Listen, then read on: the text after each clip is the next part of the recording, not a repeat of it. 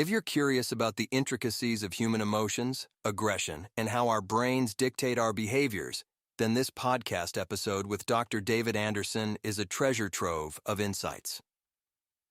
Dr. Anderson, a pioneering researcher in neurobiology, delves into the biological mechanisms that underpin our feelings and actions, offering a fresh perspective on how we experience the world around us. Here are some key takeaways. Understand emotions as states. Recognize that emotions like happiness, anger, and sadness are not just psychological but neurobiological processes that influence our actions and interpretations of our surroundings. Differentiate between types of aggression.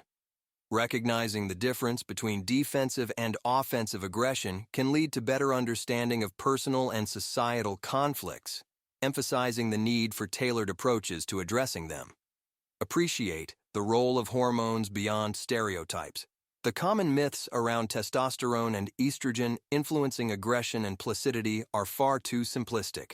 Discoveries in neuroscience reveal that these hormones have more complex and sometimes opposite effects on behavior than previously thought. In this engaging episode of the Huberman Lab podcast, Dr. David Anderson offers an in-depth look at the biology of aggression, mating, and arousal. Highlighting the significant roles of neural circuits and hormones, he distinguishes between emotional states and physiological states, emphasizing how arousal, motivation, and sleep can influence our behaviors and feelings. A key focus is the ventromedial hypothalamus, also known as VMH, and its role in aggression. Initial experiments with electrical stimulation in animals led to the discovery that aggression could be directly induced through this area.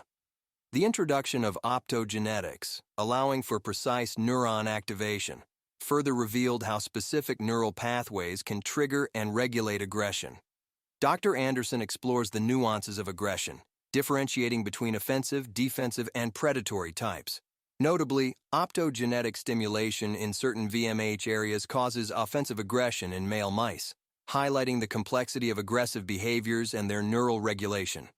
Contrary to popular belief, Dr. Anderson points out the significant role of estrogen and progesterone, typically considered female hormones, in male aggression.